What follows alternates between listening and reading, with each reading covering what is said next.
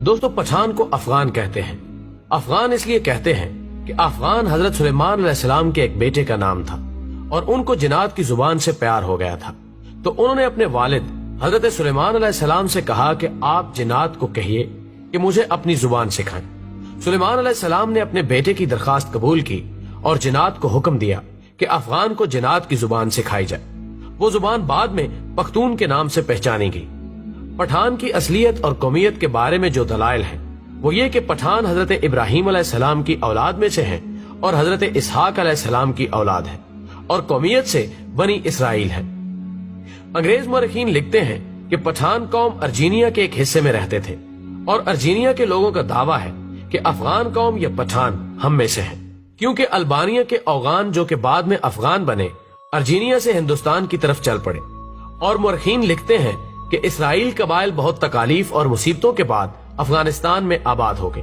جب حضور اکرم صلی اللہ علیہ وآلہ وسلم نے اسلام کی تبلیغ شروع کی اور لوگ جوک در جوک اسلام میں داخل ہونے لگے، تو اس وقت پٹھان قوم کا سردار جس کا نام قیس عبد الرشید تھا اپنے پورے خاندان کے ساتھ محمد صلی اللہ علیہ وآلہ وسلم کے حضور میں حاضر ہوا اور محمد صلی اللہ علیہ وآلہ وسلم کے ہاتھ پر بیعت کر کے مسلمان ہو گیا۔ اس لیے دنیا بھر میں جہاں بھی پختون ہوں گے وہ مسلمان ہوں گے۔ دنیا میں پختون ہی واحد قوم ہے جس میں اسلام کے بغیر کوئی مذہب نہیں۔ اگر پختون سے پوچھا جائے کہ آپ پہلے مسلمان ہیں یا پختون، تو جواب ہوگا کہ میں 5000 سال سے پختون ہوں اور 1400 سال پہلے مسلمان ہوں۔ دوستو اب سوال یہ ہے کہ افغان قوم کو پٹھان کیوں کہا جاتا ہے؟ تو جب کافروں نے مکہ پر قبضہ کر لیا تو حضرت محمد صلی اللہ علیہ وآلہ وسلم نے حضرت خالد بن ولید رضی اللہ تعالی عنہ کو حکم دیا کہ جاؤ اپنے افغانیوں کو جہاد کے لیے بلاؤ۔ خالد بن ولید رضی اللہ تعالی عنہ افغانستان چلے گئے اور افغان سردار قیس عبد الرشید کو حضور صلی اللہ علیہ وآلہ وسلم کا پیغام ارسال کیا۔ قیس عبد الرشید کی قیادت میں لشکر مکہ مکرمہ کی طرف روانہ ہوا۔ شام کو صحابہ کرام نے حضور اکرم صلی اللہ علیہ وآلہ وسلم کو خوشخبری سنائی کہ افغانی لشکر نے آتے ہی کافروں کا قتل عام شروع کر دیا اور تمام کافروں کا خاتمہ کر دیا، اور مکہ مکرمہ کو افغانیوں نے فتح کر لیا۔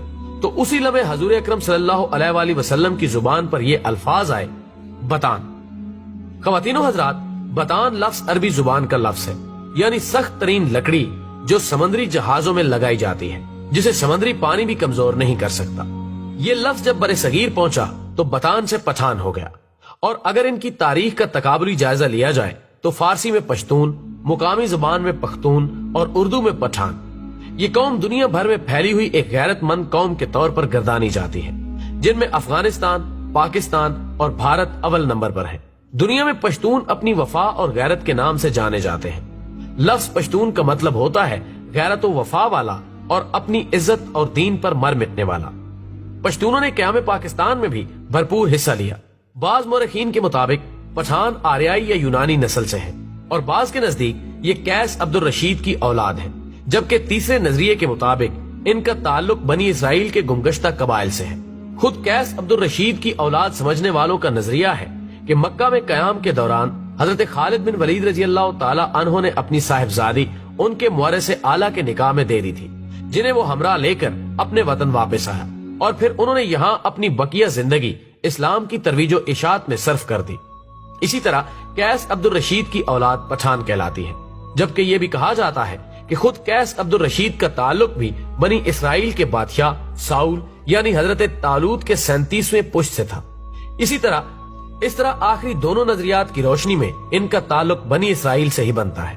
ناظرین کرام، سب سے بڑی عجوبہ خیز بات یہ ہے کہ ان میں یوسف زئی، یوسف کے بیٹے، داؤد خیل، داؤد کے بیٹے، موسیٰ خیل، موسیٰ کے بیٹے، اور سلیمان خیل، سلیمان کے بیٹے سمجھے جاتے ہیں، لیکن اس کی تصدیق کرنا بہت مشکل ہے۔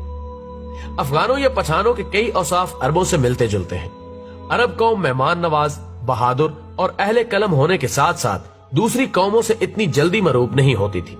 ان چند اوصاف کے علاوہ کوئی اور وصف عربوں کے اندر زمانہ جہلیت میں نظر نہیں آتا۔ حیرت کی بات یہ ہے کہ یہی چند اوصاف افغان یا پٹھان قوم میں بھی اسی شدت کے ساتھ پائے جاتے ہیں، جبکہ ان کی بیشتر چیزیں یہودیوں سے بھی ملتی جلتی ہیں۔ نسلی طور پر دونوں اپنے آپ کو دنیا کی بہترین قوم تصور کرتے ہیں، مذہبی طور پر سخت ہیں اور سر پر ٹوپی رکھنے کا رجحان بھی عام ہے، جبکہ اس کے علاوہ بھی کئی رسم و رواج مشترک ہیں۔ ذہن میں رہے کہ پشتونوں کا یہودی النسل سے ہونا قابل فخر بات ہے، نہ کہ معجب توہین، کیونکہ یہودی النسل ہونا تو شاید تب اس قوم کے لیے توہین کا معجب ہوتا جب وہ سید الانبیاء حضرت محمد صلی اللہ علیہ وآلہ وسلم پر ایمان نہ لاتے۔ یہ تو ان کی غیرت کی بلندی اور ایمان کی عظمت کا نشان ہے کہ یہودی النسل ہوتے ہوئے بھی نبی آخر الزمان صلی اللہ علیہ وآلہ وسلم پر ایمان لے آئے، کیونکہ یہ وہی آخری نبی ہیں جن کے اوصاف تورات اور انجیل میں مذکور ہیں، اور جن کی وجہ سے ہی اہل کتاب آپ صلی اللہ علیہ وآلہ وسلم کے ایک نجات دہندہ کے طور پر بھی منتظر تھے۔ لیکن بعد میں انہوں نے محض اس جلن اور حسد کی وجہ سے حضرت محمد مصطفیٰ صلی اللہ علیہ وآلہ وسلم کی نبوت کا انکار کیا کہ ان کا تعلق بنی اسرائیل سے نہیں تھا۔